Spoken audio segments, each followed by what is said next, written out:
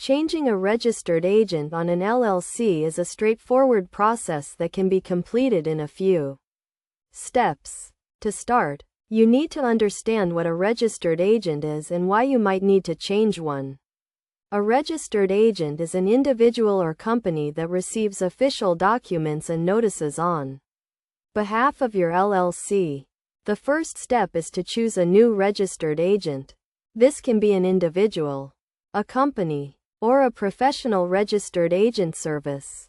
Make sure the new agent meets the state's requirements, which typically include having a physical address in the state and being available to receive documents during business hours.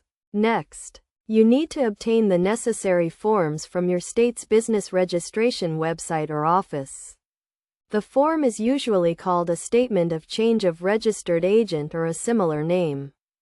Fill out the form with the required information, including the name and address of your LLC, the name and address of the current registered agent, and the name and address of the new registered agent. After completing the form, you need to file it with the state. This can usually be done online, by mail, or in person. You will need to pay a filing fee, which varies by state. The fee is typically around $50 to $100. Once the state has processed your filing, you will receive a confirmation or a certificate of filing.